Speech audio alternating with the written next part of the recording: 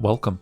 This is Watchman Privacy. I'm Gabriel Custodiet. If you like this listener-supported show and you want it to succeed and improve, please consider supporting it through one of the methods listed at watchmanprivacy.com.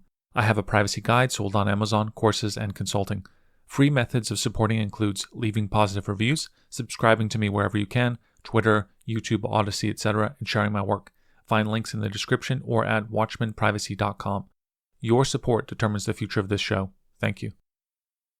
Welcome to the Watchman Privacy Podcast. I'm very pleased to be joined by Seth for privacy. You all know him, and we'll have all the links to him in the description. And Seth has, for a long time, talked about Monero, and so we're going to get him to give us basically the introduction and some of the practical aspects of acquiring and using Monero in this episode. Seth, welcome to the show. How are you? Doing very well, Gabriel. Thanks for having me back on again and back on so soon after our last chat. So always excited to get time set aside to chat with you and go over fun topics like this, and always look forward to chatting about Monero. It's one of those things that's very under-discussed in the space and a really, really important tool. So, Seth, unfortunately, I have to ask the hard-hitting journalistic question to start, because I'm speaking for the privacy community and I make no compromises about that. My question is about nothing less than your loyalty and your commitment to true privacy. There are people from a particular community who think that digital currencies have to be private by default if they are to be useful in the slightest, and that supporting those that are not totally private is foolish and dangerous. And I'm speaking, of course, of the pirate chain community. For a long time, you've supported the old, outdated Monero when there are newer alternatives. Pirate chain is clearly superior in privacy. So Seth, the question is, why do you continue to support a surveillance coin like Monero?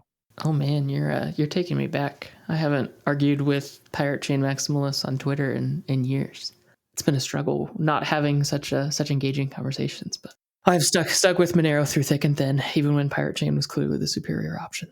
So, Seth, many people will know basically that Monero is the privacy crypto, and maybe they don't know much else. And so we'll get into that. But I wonder if you could first kind of tell us about the origins of Monero. Monero, the term just means coin in Esperanto, which is this universal language that they were trying to create, and with clear Latinate origins. So Monero just means coin. And I wonder if you could tell us a little bit about its origins. It comes into being around 2014, and like all digital currencies, it's inspired by Bitcoin, though in the case of Monero, it actually takes fairly significant changes. Could you just give us a kind of a brief history of Monero and what it set out to do from the beginning? For sure, yeah, and the history of Monero is actually really, really fascinating because it's not like many of the other cryptocurrencies out there. Especially the time that Monero was conceived, pretty much everything was just a Bitcoin fork with some change, whether it was a block size change or issuance change or whatever. But Monero actually was created out of a scam coin, which is not a great start when you're talking about a cryptocurrency that I love and appreciate. So there's some nuance there, but there was a lot of research done by a private entity. We still don't know who they are. They were pseudonymous. They went by Nicholas van Saberhagen, but it likely was multiple people. And they created this protocol called CryptoNote. And it was unique in that it was not a fork of Bitcoin. It was a standalone code base, a standalone protocol. It shared a lot of similarities with Bitcoin, but was not a code fork or a chain fork of Bitcoin. And that CryptoNote protocol was ultimately built out into something called Bytecoin. There's a long history with Bytecoin.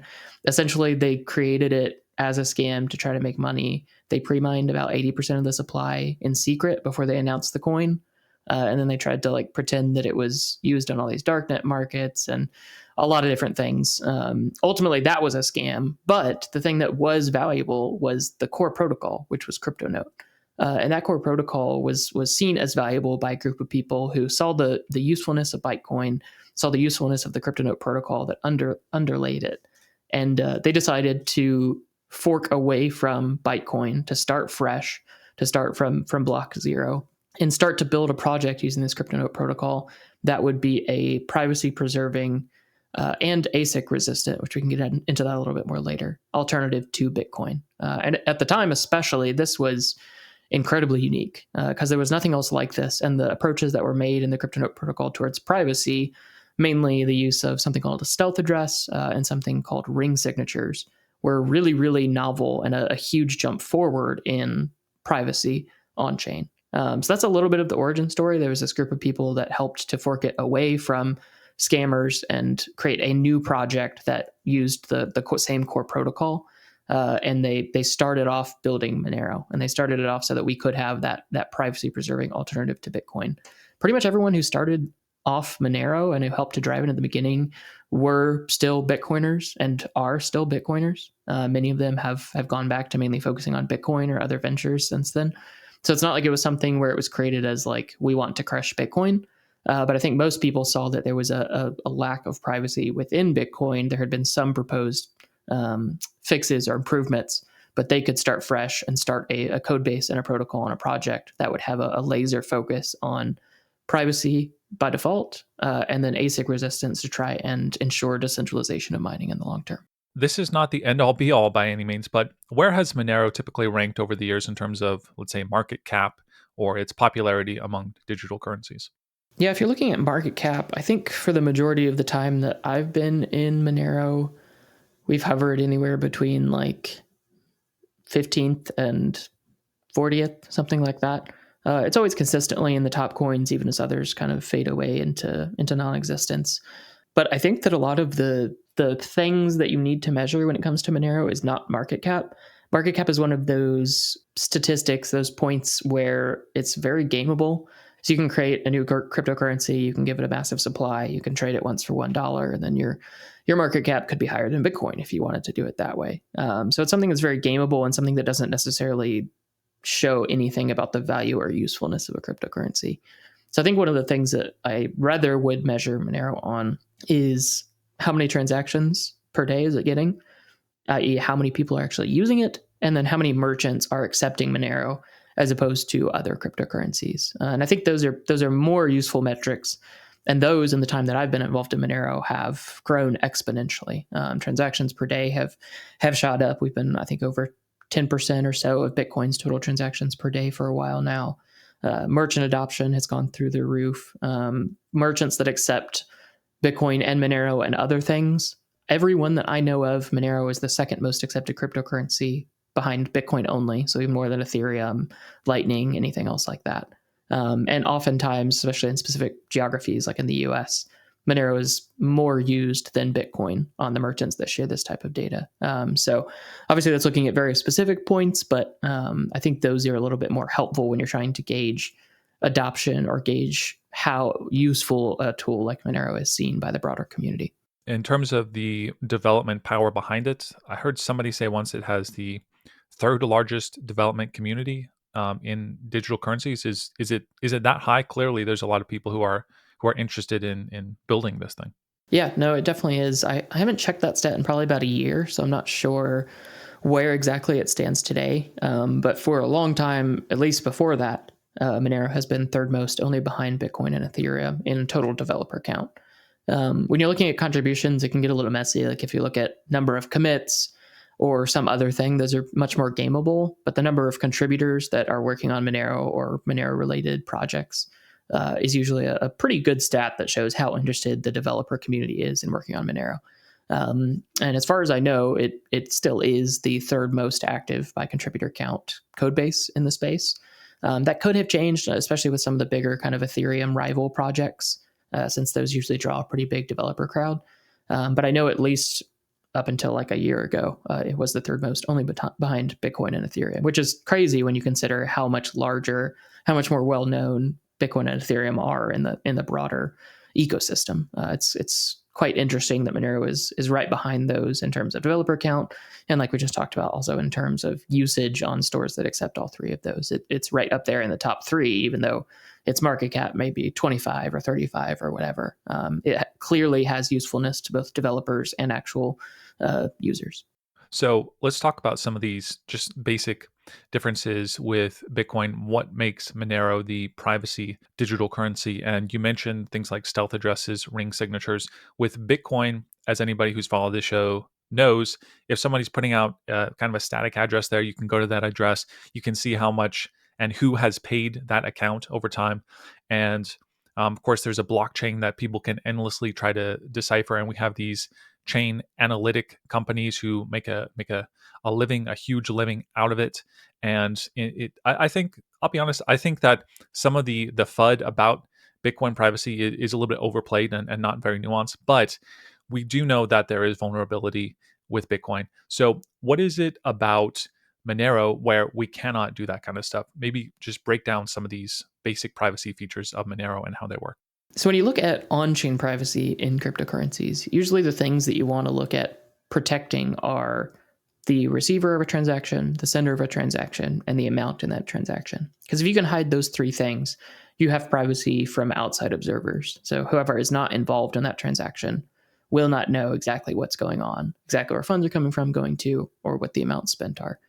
And so when you look at Monero, the approach that's been taken is to protect all three of those pieces of information in a holistic way, and to do so by default. So you don't have to opt into using some specific wallet, some specific app. You don't have to jump through extra hoops. You gain protection on all three of those by default. And how that actually happens is using three separate pieces of the transactional protocol of Monero. The first piece protects the sender themselves, and that piece is called ring signatures, like I mentioned earlier. Essentially what that is when you go to send a transaction, your wallet will automatically pick 15 other similar inputs that have been used in the Monero chain previously. No one knows if they're actually spent or if they're unspent. So there's no concept of an unspent transaction output in Monero. There are only transaction outputs because no outside observer knows if an output is actually spent. But when you go ahead and try to send funds, your wallet automatically grabs 15 other similar inputs and bundles them along with your true input to the transaction. So that if someone tries to look at what the true input to a transaction is, i.e. look at where the source of the funds came from, they have to trace back through 16 different branching paths backwards and try to figure out which one is the true one. There's no deterministic way to do so. There's a high anonymity set there between you and those other 15 inputs that are used. And importantly, it also doesn't require any collaboration between you and other people. So unlike a coin join in Bitcoin, where you have to opt in to doing a coin join, and everyone else has to opt in to doing that collaborative transaction as well, in Monero, those other inputs are used with or without the consent or opt-in or anything else of the other participants who actually own the keys to those inputs, which is a big deal because it provides plausible deniability for you and for anyone else whose inputs were used there more broadly, because it looks like on-chain all of those inputs are used constantly, even though they can only be spent once. So it provides a lot of privacy for the sender themselves and protects the history of the funds that they're spending on that transaction. The way that we hide the amounts within transactions is using something called confidential transactions, or I think confidential amounts is a better term, but confidential transaction is kind of the official term. And essentially all that is it's a cryptographic approach to hiding the amount in a way that requires the person making the transaction to prove that they're not creating money out of thin air as a part of that. So they can create a transaction. Everyone else can validate it. Miners can validate it. Anyone running a node can validate it. But they can do so in a way that does not reveal the actual amount spent in the transaction. Sometimes this is also called a zero knowledge proof in the cryptography or the privacy space. But it just means that the sender can prove that the funds match up, that the inputs and outputs balance out, that no funds are magically created out of thin air, and do so in a way that does not reveal the amount itself. So the amount is never known to anyone in a transaction except for the person actually receiving the funds. And then when it comes to the receiver of funds, their privacy is preserved using something called stealth addresses, or another term for those is reusable payment codes in the Bitcoin space. And essentially what that means is when you give someone your Monero address, whether it's your kind of normal Monero address that starts with a 4 or a sub-address that starts with an 8, whatever address you give out to someone, you're not just giving them a public key that they can send funds to, unlike in Bitcoin, but what you're actually sending them is a set of keys that they can use to generate unique one-time addresses that give funds to you, that ultimately transfer funds to your ownership, but do so in a way where there is no possibility cryptographically to link transactions on-chain to the same entity by looking at the one-time addresses that are used. So that means that every time you receive funds in Monero, there is a unique one-time address used for the receipt side of that transaction. And so on-chain, there's no information gained by looking at that actual address that's receiving funds, because it's just a one-time public key that has no linkage to anything else. So to sum it up, ultimately, there's a holistic approach that protects the privacy of the receiver, the privacy of the sender, and the privacy of the amounts involved in the transaction. And those three things work together to provide very strong privacy, again, by default. No extra steps needed, no special wallet needed. You pick whatever wallet you want to use, and you gain those strong privacy guarantees, because to build a compliant and proper transaction in Monero that will be accepted by miners, you have to follow those things. So it's a very powerful set of tools that provide strong privacy without you even having to understand how it works. Exactly. And if you do want to understand how it works, this is not the particular episode where we're going to dive into some of the details of the things that Seth has gracefully summarized for us. But Seth has talked elsewhere about these things, and maybe we'll get him back on sometime to go into the detail. But there are a lot of Bitcoin people out there who have problems with Monero for X, Y, and Z reasons. So that's a little bit of the mindset that we can take to kind of have the critique of Monero satisfied in this episode. And let's start with this. So with the ring signatures, you have this essentially, maybe kind of think about it like a kind of coin join going on. Is there a problem with the size of that transaction? You know, one of the things in Bitcoin was the block size wars, where they wanted to make sure that the transactions were small enough that people could still have a full node, and it was relatively simple to download. What's the problem, if any, with the data size when we get to ring signatures? Is that a concern? Yeah, it definitely is one of those kind of pieces of FUD that has a kernel of truth, which is ultimately kind of the best FUD out there, has a grain of truth that does tie into reality. And so with Monero, with the privacy approaches made, the combination of ring signatures and that confidential amount proof, really the proof is the most expensive part there, because of the cryptography involved. Right. When you combine those two things, it means that a standard Monero transaction is about 3 to 4 times as large as a standard Bitcoin transaction. So it definitely is larger. It is more computationally intensive to validate those transactions, but it's not a crazy difference. I think a lot of people are stuck in thinking of Monero how it used to be before some improvements were made to the actual transaction protocol, and transactions at that point were 20 to 30 times as large as Bitcoin transactions. But only being 3 to 4 times as large is really not that big of a deal, especially considering the amount of transactions that Bitcoin and Monero process. It's quite feasible for even Monero to handle the amount of transactions as Bitcoin. It would be harder to run a node, but it's definitely something that would be doable and within the realm of possibility.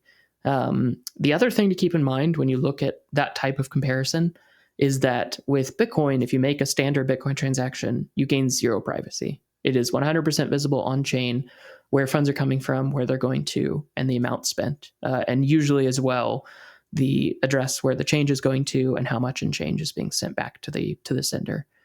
So all these things are visible on chain. So you're getting no privacy. Whereas if you send a standard Monero transaction, yes, it's 3 to 4 times as large, but you're also gaining strong privacy without any other transactions or hoops to jump through. So if you actually compare using Bitcoin in a privacy preserving way to using Monero in a privacy preserving way, they're actually very similar in the amount of space on chain that they take. I have a blog post about that I can shoot you the link to that you can include if you'd like. But it's an interesting one where once you actually get into more like apples to apples comparisons instead of apples to oranges, and you care about privacy, they're actually very similar, which is, I think, says a lot about Monero's approach and the value there. Yeah, no, that's certainly an interesting point, especially when we start whirlpooling and then using things like Stonewall, etc. By that point in time, we're taking up a lot more bytes than we think. So another thing that the Bitcoiners stand by is we know the supply of Bitcoin at any given time because of how transparent things are. There's all these coins out there that are mining coins in advance and not telling people. We already talked about the origins of Monero. There was some shenanigans going on. And you kind of answered this, but let's just emphasize it. How do we know that there is no funny business happening with the money supply of Monero? Yeah, for sure. And I think this is a common complaint and reservation that especially Bitcoiners have when they approach Monero. And there's kind of, I think, two main approaches to how you view this problem. One of them is looking at how Monero protects its supply base. And the way that it does that is twofold. Whenever Monero is mined, when new coins are issued, those new coins are actually issued completely transparently. So when you mine a block of Monero, the combination of the block subsidy and the transaction fees are all issued in clear text, no encryption on the amounts, nothing like that. So that ensures that as new coins are created through the mining process, they're very easily verifiable, exactly the same verification as Bitcoin does. So there's not really any worry at that point. You can easily see when any kind of new coins were created through the mining process. If someone found a bug in the way that mining works or something like that and tried to create coins that way, it would be immediately transparent on chain. Anyone can see that. So that's really the same as Bitcoin. There's not really any differences or issues there.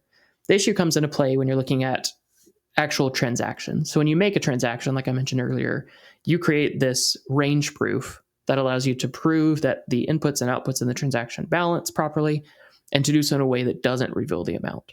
So what that means is if the cryptography and the implementation are done properly, there is no way to create coins out of thin air. There's no way to work some magic and do that, because that proof binds you to only do the thing that you said you were going to do.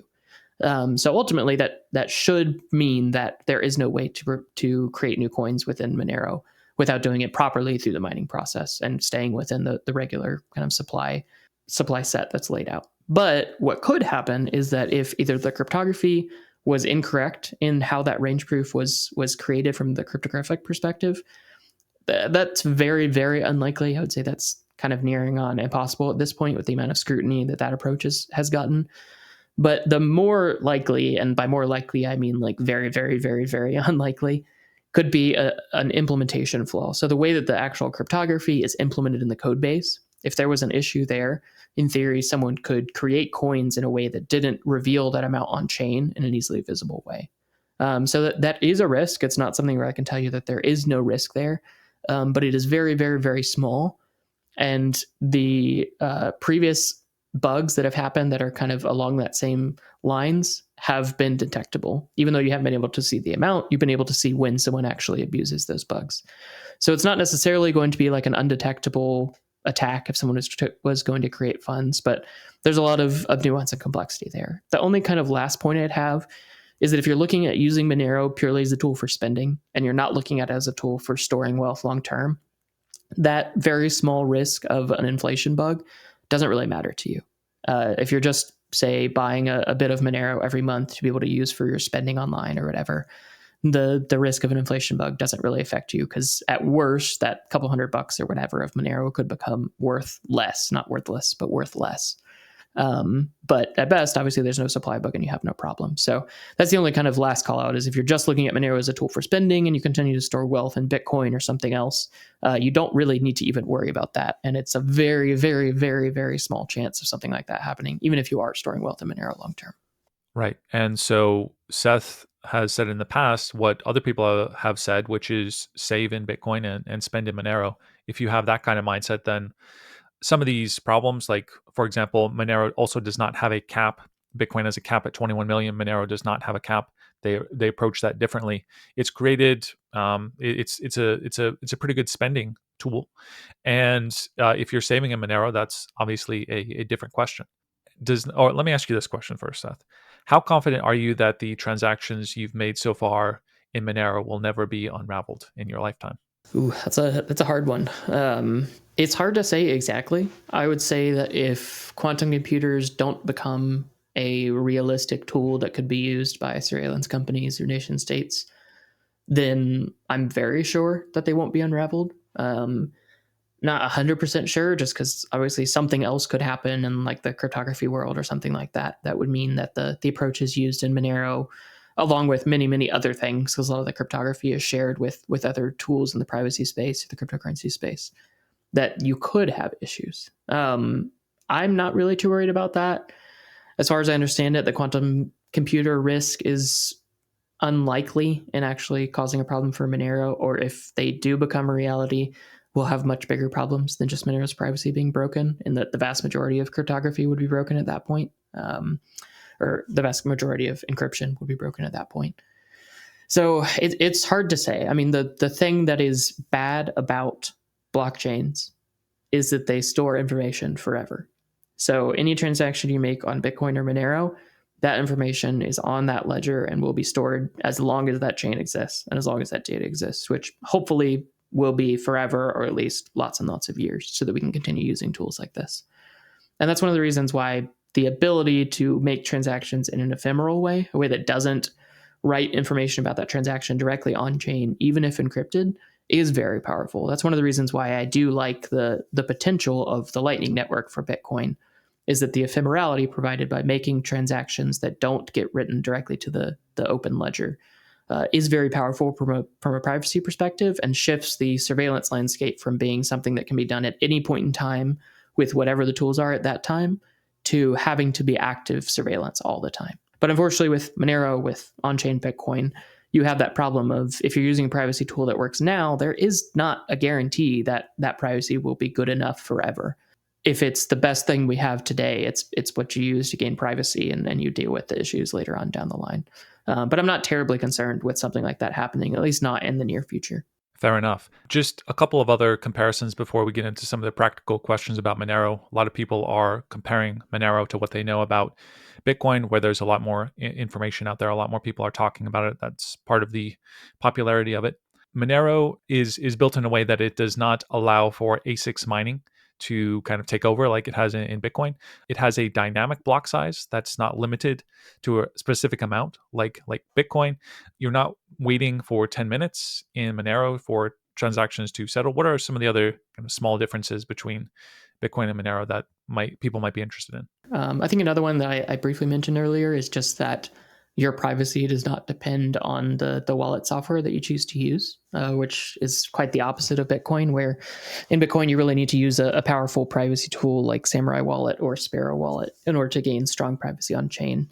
In Monero, you can use Cake Wallet, you can use Monero.com, you can use the official kind of Monero desktop wallet, you can use the CLI wallet, you can use Stack Wallet, and you can use Feather Wallet. I mean, you can use anything that you want, and you gain those same privacy guarantees, which is a really big deal, because it means that the actual optionality that you have in using Monero, if you care about privacy, and ultimately everyone should care about privacy, is 100%. You can use any wallet you want, and you gain those strong privacy guarantees. So I think that's a really, really powerful difference.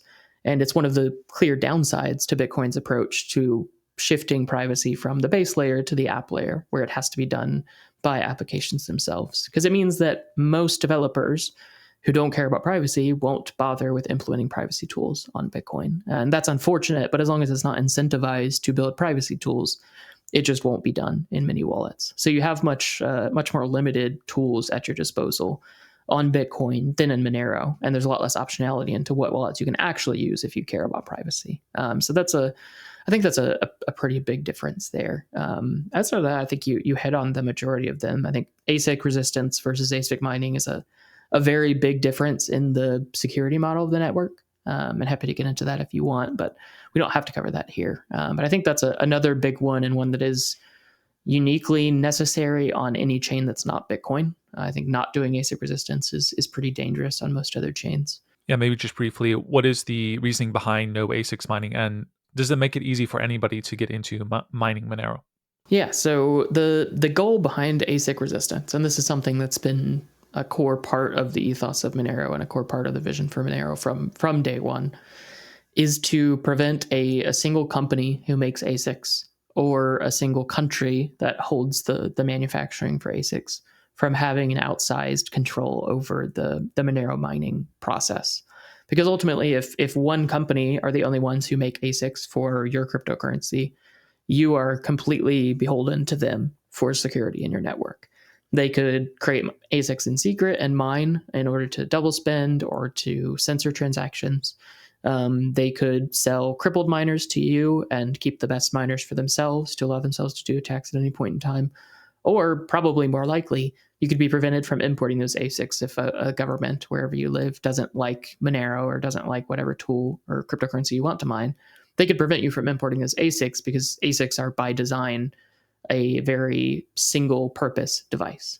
There's no plausible deniability in getting a Bitcoin ASIC shipped to your house, because the only thing that it can do by design from the hardware up is mine Bitcoin. Whereas if you want to get a computer shipped to your house, there are obviously plenty of plausible reasons why you would want to do that outside of mining Monero.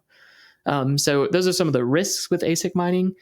I think the good thing for Bitcoin was that it got to slowly progress from CPU mining to GPU mining to ASIC mining, and do so in a way that didn't put the network at massive risk throughout that, because it was the first cryptocurrency to go through that progression.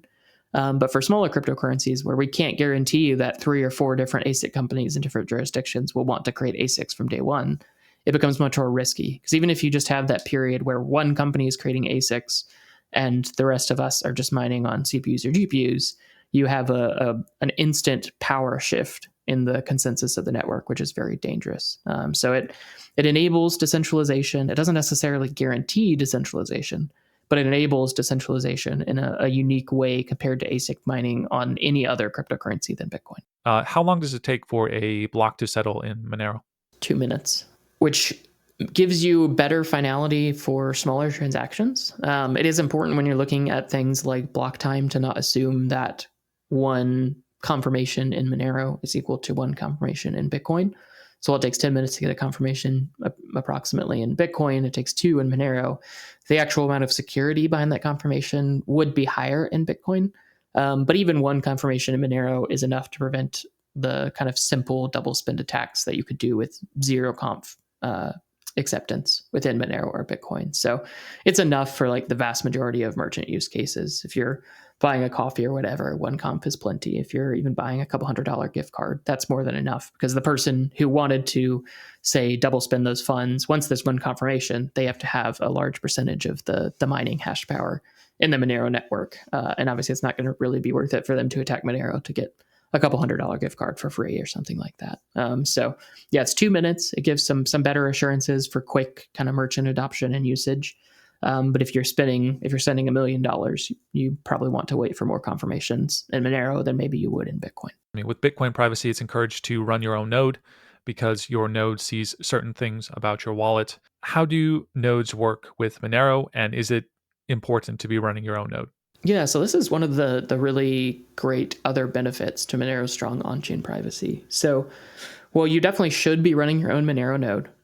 It does protect you against some other attacks. It protects you against some kind of fake fee attacks that have happened before in the past, and protects you against network level surveillance, where you're not then giving out your IP address along with transaction IDs to some other entity in the space that you don't trust. What the beauty of Monero's transactional privacy brings is that even if you're using a remote node that someone else owns and they get your IP address and a transaction ID, they gain no information about what actually happened in that transaction. They still can't tell anything about the input funds because of ring signatures. They can't tell anything about who's receiving it because of stealth addresses. And they can't tell anything about the amounts involved because of those confidential amounts. So even when you're using an untrusted, even malicious Monero node, you're revealing a lot less information.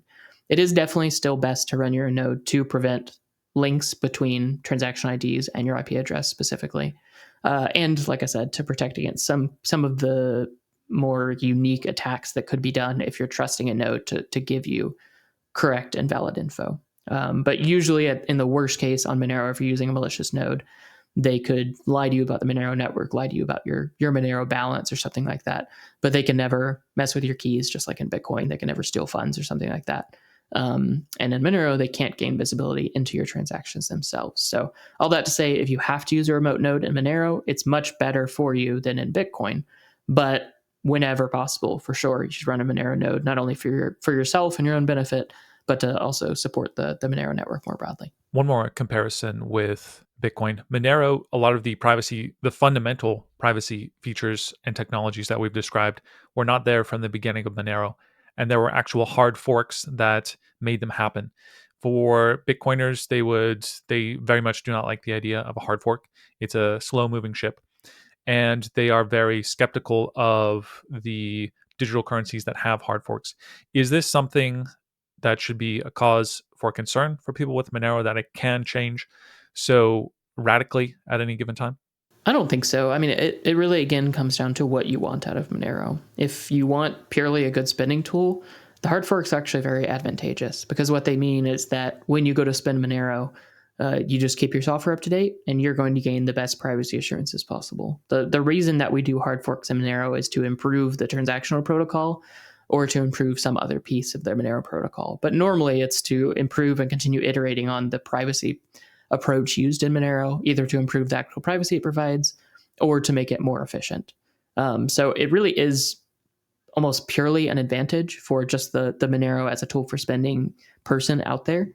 I think when it comes to you wanting to store wealth in Monero long term, that could be where maybe it concerns you individually. I don't think hard forks are just kind of blanket wrong. I think it's very much a non-nuanced and incorrect way of looking at them. But ultimately, hard forks to me, I would categorize as a necessary evil, in that when you have a cryptocurrency, essentially what you have is a distributed consensus network where people have to agree on the set of rules in order to enforce those rules.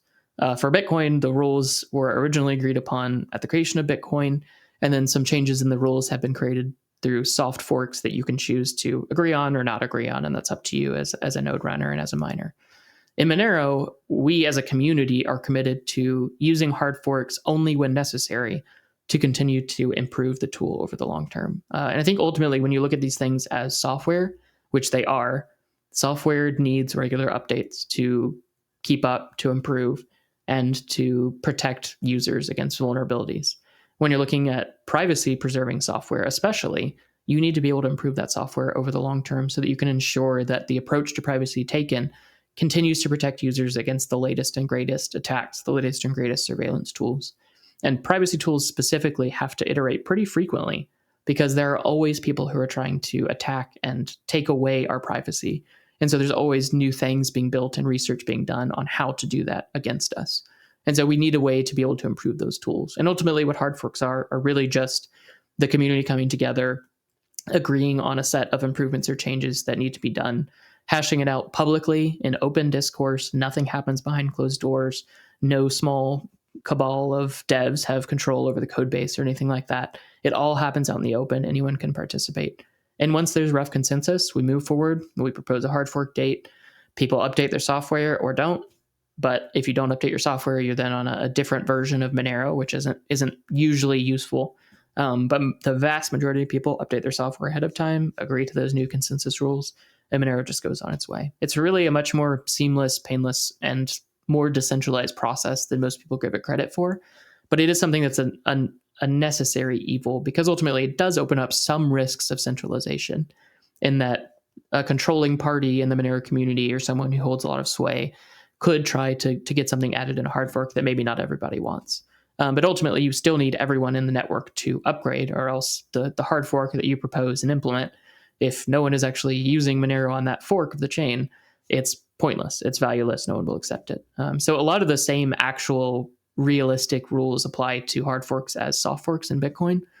They're just a little bit more aggressive because they force users to make a choice. Whereas with soft forks, a lot of people just don't make a choice and run whatever the software tells them. But ultimately in Monero, it's usually the same in that most users don't care what hard forks happen or what software changes happen. They just want to run the latest software, be secure, be private, and use the tools. And that you gain that in either Bitcoin or Monero, where Monero has more of a holistic approach and a rough consensus among the community to use hard forks only as necessary and only as frequent as necessary to continue along that core ethos of privacy preserving transactions, of digital cash by default.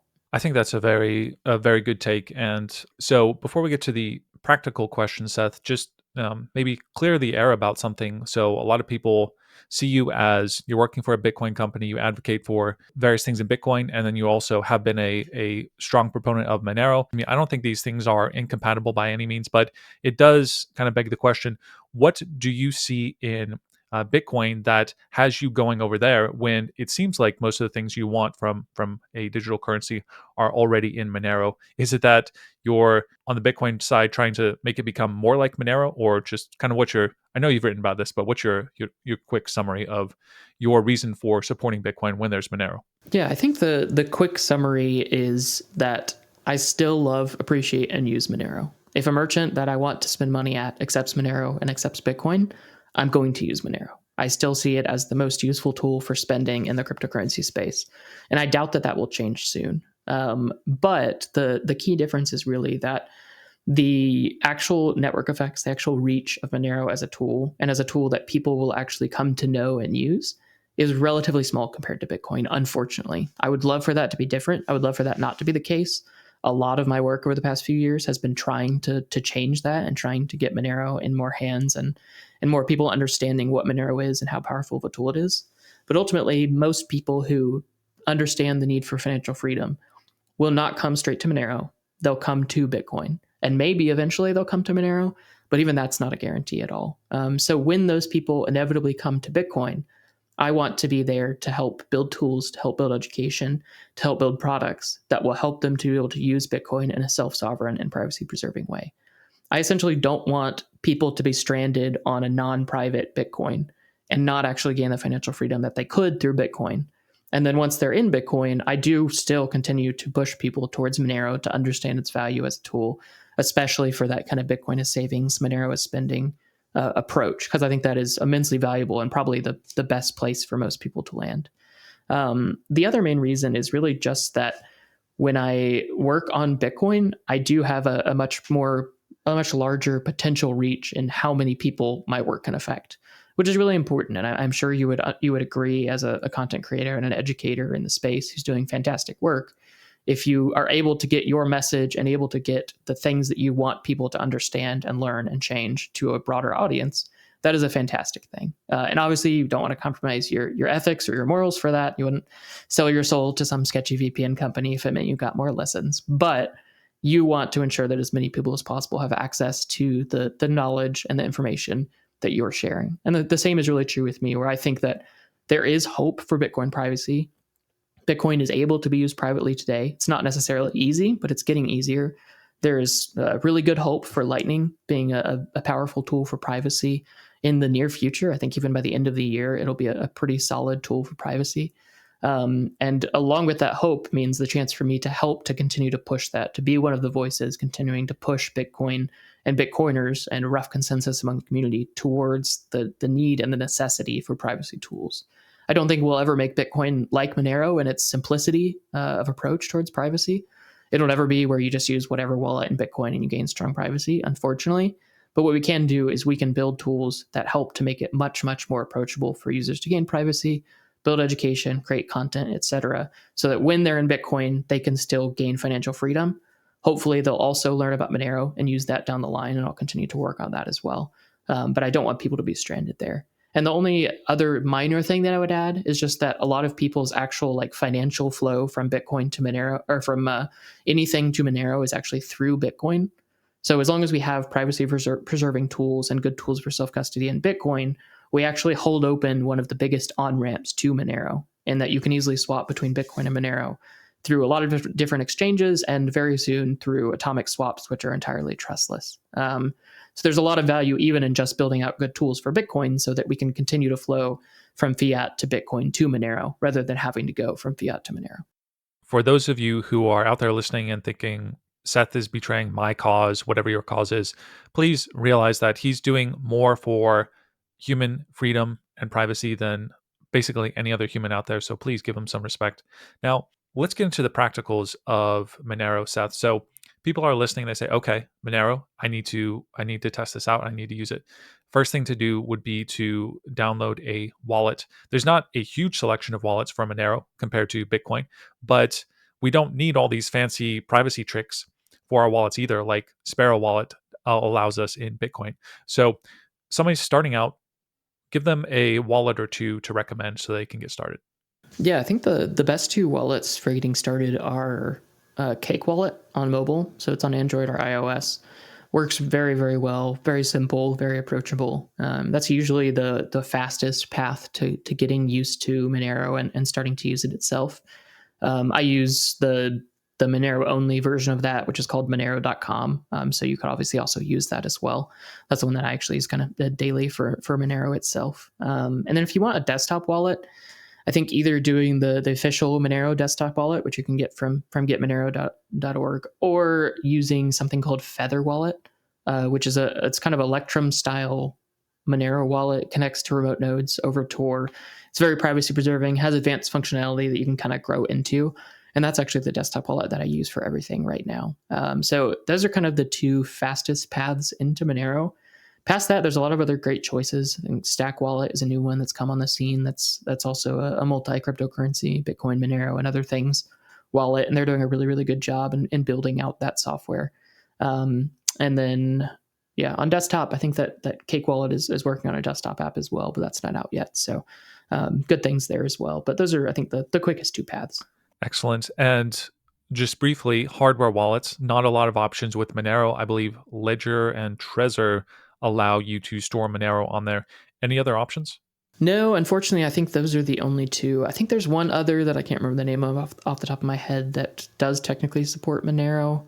Don't want to recommend it off the top of my head, especially without using it.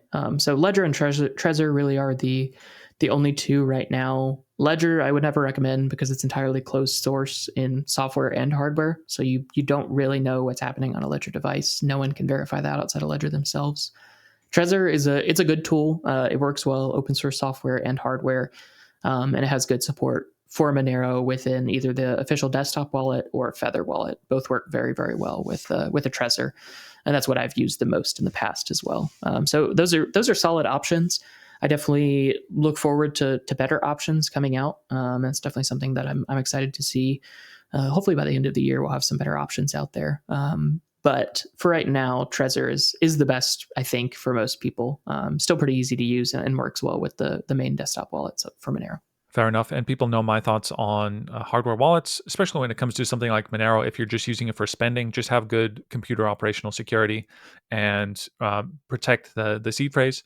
And then you can just store it on your computer. Hot wallet, not the end of the world if you are careful about it and you're not storing large amounts. So acquiring Monero.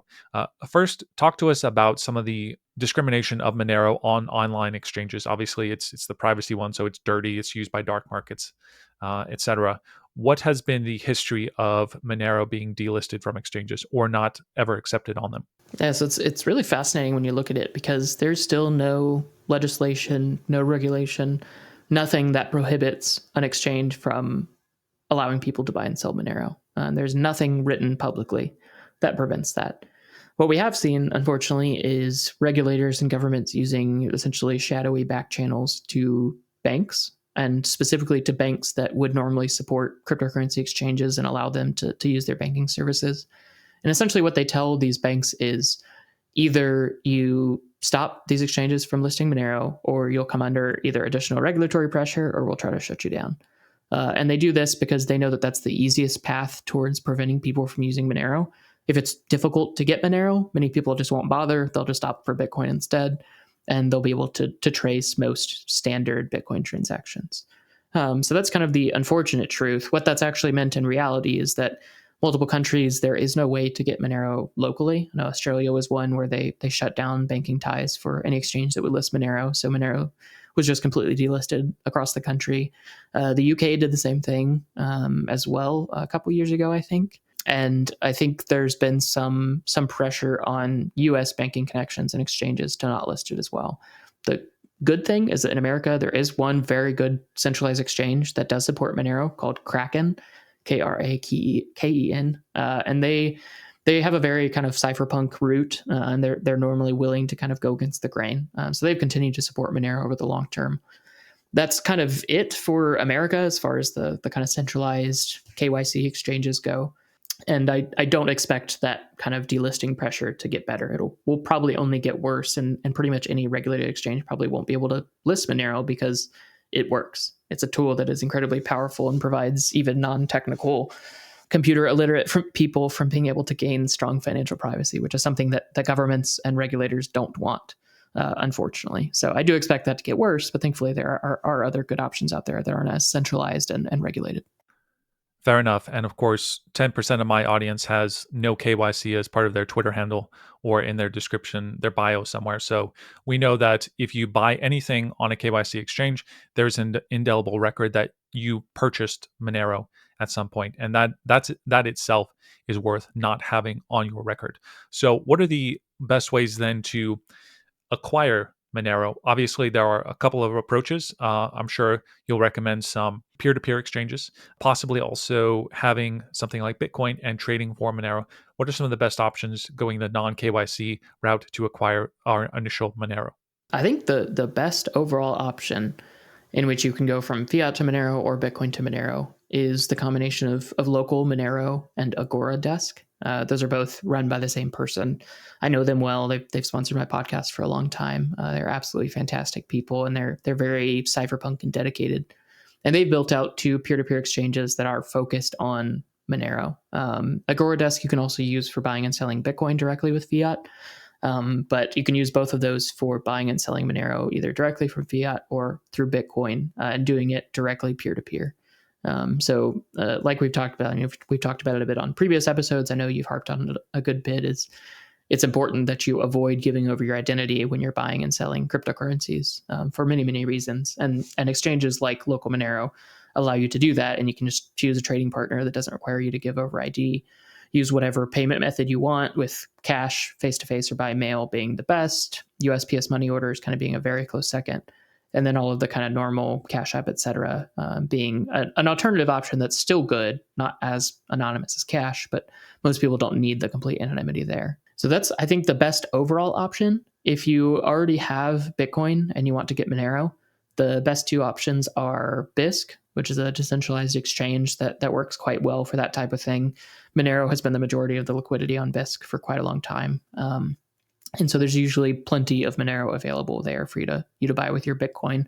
And that's decentralized. It has a lot of good benefits compared to other tools because it's peer-to-peer, but there's some trustlessness involved. And then if you want to use a trusted tool for swapping Bitcoin to Monero, my favorite is actually it's kind of an instant exchange aggregator.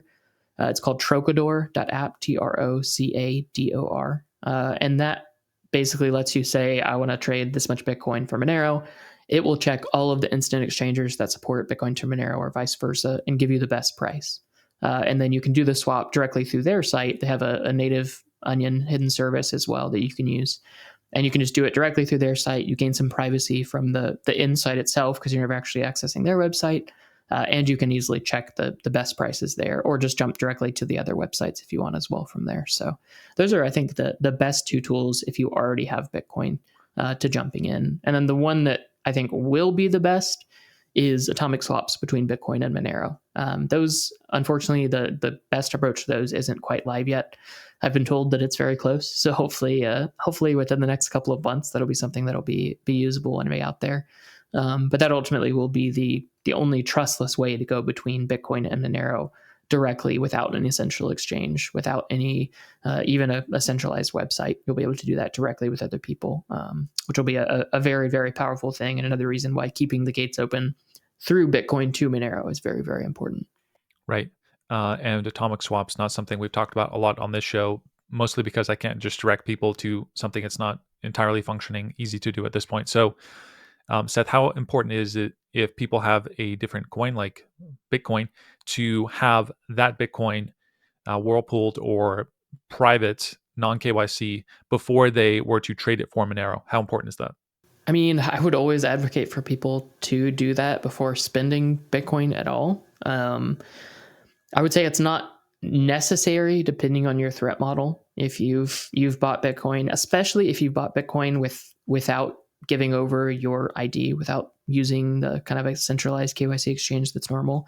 If you've managed to acquire Bitcoin without giving up your ID, I think swapping directly from Monero is fine for most threat models. And that, yes, that person that you swap with or that exchange you use, like Trocador or Bisq, well, Bisq wouldn't know, but Trocador, for instance, they would be able to see the history of your funds before that. They wouldn't ever have your ID information. No one on the other end ever had your ID. And there's no direct ties to your real life identity from that point. And then the way that you use Monero after that swap will not be visible even to the exchange because of the strong privacy in Monero. So I think if you're going like no KYC Bitcoin to Monero, it's not necessary. It's always best just to provide you forward-looking privacy and prevent the person you bought the Bitcoin from or vice versa from surveilling you. But it's not as necessary there. If you're coming from a KYC exchange, like if you bought Bitcoin on Coinbase and you want to acquire Monero, I think it becomes much more important that you take the time to use something like Samurai Wallet or something like Sparrow Wallet to gain privacy from the exchange that you bought on and to protect your privacy from the exchange that you're buying Monero from. So there's no direct tie between your identity and your purchase of Monero on this exchange. Whereas if you didn't do that, for instance, Coinbase would know who you are. They'd see where you withdrew the Bitcoin to, and they could likely tell that you sent the Bitcoin to an instant exchanger like Fixed Float or whatever. That's likely going to be visible on chain as well. You usually don't want to reveal that info to the person who also has your identity. So normally you'll want to use something like Samurai Wallet or Sparrow Wallet to gain privacy and then do the swap after that. That is a little painful. That does take more time, does take more fees, but I think it's better to protect yourself now rather than regret it later. And like we talked about before, when you make a transaction in Bitcoin or Monero, it lasts forever on chain. So usually it's worth it, even if you don't think you need the privacy right now, to take that time to gain the privacy on chain so that if someone's looking back maybe in 10 years and it's more of a big deal that you traded Bitcoin for Monero, you will be protected at that point because you can never go back and erase the things you've done on chain. A good point. And to reiterate something that Seth has said, something we've said on previous episodes, if you are going through one of these websites where you're exchanging your fiat or something for Monero, obviously make sure you use proper operational security. Tor browser is a good idea, and do not be giving any ID along the way. Burner email, all this kind of good stuff, because all of that is tying you potentially to that transaction. So obviously keep all of that in mind. Bisq is a fantastic option. You have to install it. But there are benefits to having that native app, which gives it a lot of its decentralized power. So get into Bisq if you are at all interested in the stuff we're talking about. Now, Seth, we've acquired some Monero. What are some things that we can use it on? Maybe give us a few websites, some services, products. What kind of things can we spend Monero on? Yeah, there's thankfully quite a few options, especially when it comes to digital goods. So the vast majority of privacy preserving services out there, things like Mullvad or IVPN, things like Tutanota for email, donations to your favorite open source projects that are focused on privacy. Almost all of them accept Monero directly, or there's some partnership that they have with another entity that helps them to accept Monero. And that's usually a fantastic pairing. I mean, a lot of the value that you gain from a VPN or from a privacy preserving email service is that they don't know who you are and that they don't know anything about you. And if you can also prevent them from learning any financial information about you by using something like Monero, it's very powerful. So I think that's one of the clearest ways for people to be able to use Monero is really almost any of the good privacy preserving services out there accept it. The one exception is Proton, which I've been pushing them for a while to accept it. And supposedly they were working on it. So hopefully that will be something that will come soon, that you'll be able to pay for Proton and their services directly with Monero. Outside of that, it really depends on what specifically you're buying. I can share some good resources with you, Gabriel, to include in the show notes that help you to find merchants that accept Monero. But the kind of alternative that you can use, and this is common in the Bitcoin space as well, is to actually buy gift cards to normal retailers like Kohl's or Steam or a restaurant, whatever, and buy that with Monero. So there's a very, very good gift card store called Coin Cards, and they accept Monero directly and allow you to buy gift cards for like almost anything under the sun, Amazon, whatever you want to buy. And that gives you strong privacy because you're providing no financial information to coin cards, and then you're getting a gift card that has no ties to you directly at all that you can use on something like an Amazon or at a restaurant or in the grocery store, kind of whatever you want to use there. And then the other alternative to coin cards is something called Cake Pay, which is by the same people who make Cake Wallet. And they have a direct integration with gift cards and with a directly usable debit card as well. Within their app. So you can buy a debit card and use that. You can buy gift cards and use that and pay for pretty much anything at that point. So if the merchant doesn't accept Monero directly, there's almost always a way to pay them with Monero indirectly through gift cards or through a prepaid debit card or something like that. Right. And on that topic, there seems to be a lot more services out there that are serving as intermediaries between your Monero and Bitcoin, who some company, they're not accepting that, but you can go through them. I don't know if you've heard of a non-shop.app, but I just came across this recently. I haven't tested it out, haven't vetted it, but the idea is you simply pay them in Monero and they send the Amazon item that you selected to a Amazon locker. That seems like a fantastic idea. Just curious if you've used some of these services, if you recommend any, if you're aware of. Yeah, I've heard very good things about Anon Shop. I have not used them myself, so I don't want to vouch for them kind of straight off the bat, but I've heard good things. Another one that is good and does very similar things is called Proxy Store. Their website is just Proxy Store, but it's .re.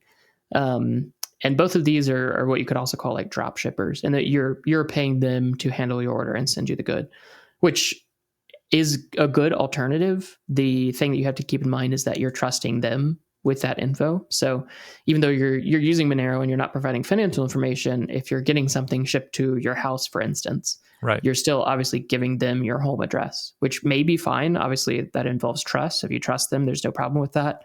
And it's better from the mass surveillance perspective than like using Amazon directly. So it's really kind of figuring out where in your threat model that lies as a good tool or an unnecessary tool. It really depends on the person, but it can be very valuable, especially if the important thing is hiding financial info and or protecting financial info and protecting your info from the kind of large retailer themselves, like an Amazon.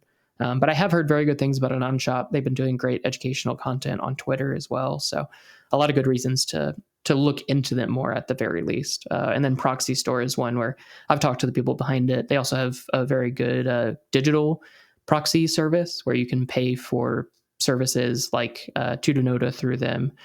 They were doing Mullvad before. You could pay for cloud storage through a website called Kufer. They're more kind of European focused, but they have really good both digital and physical proxy services as well. So those are very, very important things while we build up merchant adoption for Monero and for Bitcoin, and that these kind of proxy merchants they provide a valuable service. They do involve trust, but they provide a very valuable service. Exactly. And I'll just clarify what I was saying. I wasn't suggesting to give these people your home address. Of course, I never suggest giving out one's home address for anything. I like the Amazon locker idea. That seems very promising because, and by the way, you go to your Amazon locker, take a sticky note with you, approach from the side, stick it on top of that camera in front of that Amazon locker. And okay, just one or two more questions here, Seth. Give us just a few resources, whether that's podcasts, people to follow, etc. People want to learn more about Monero. What are some of the best places? Yeah, I think some of the best resources are just simply going to getmonero.org, reading through the official website for Monero and the community run one there, and learning the basics of Monero at that point. That will link you out to a ton of other resources as well. But that's a very good resource there. Another one would be a great podcast in the Monero scene called Monero Talk. Doug's a good friend of mine, and it does a great job running that. He can be a little bit more kind of Monero maximalist. So if you're more of a Bitcoiner, some of the things that he says may be a little abrasive, but he definitely comes from a good ethos and a good perspective. And he's been making great content for a long time in the Monero space. Outside of that, there's not a ton of Monero focused content out there. I've talked a bit about Monero on my podcast, Opt Out. Obviously, my blog as well, sethforprivacy.com. I have some content there. But there's kind of a dearth of Monero-specific content in the space. So those are kind of the off-the-cuff recommendations that I have, but I'll definitely get you a more full list that maybe you can post in the show notes as well for people who want to dive in more. The only other resource I would say is just feel free to reach out to me. I'm happy to answer questions about Monero. I'll give you a link for all my contact info so people can reach out. I'm always game to chat about that. I can't guarantee an instant response just because there's a lot of people reaching out over the course of time, but I'll definitely do my best to get back to you and to help kind of educate and walk through things as we go. Last question. So you seem like a pretty reasonable and chill person, but you don't toe the party line of Monero or Bitcoin. You're working for a Bitcoin company. You're a big proponent of Monero. I'm sure when you go on Twitter, you get a lot of people and a lot of nasty messages, emails, etc. How do you deal with that kind of hate? I think the main thing for me, Twitter, as in like regular Twitter replies and all that, it's always just going to be messy. I mean, short character limits and people being able to hide behind keyboards. There's just always going to be unfun stuff that happens there in conversations where a lot of people are talking past each other. So I think really in the kind of the public sphere, it's just trying to assume goodwill in people and being willing to just mute people or move on from conversations if it's clear that they have no interest in engaging in good faith. And then from the kind of direct message perspective, I don't know, it's hard to describe kind of the approach beyond just not giving weight to the words of people who you don't have a relationship and you don't know are coming from a good place. So it's something where like I love critical feedback from people that I trust. When people like Bitcoin Q&A have a comment about something that I've done wrong or something I could do better or the way I worded something, that is something that I value very, very highly. And I want more of that from people that I trust.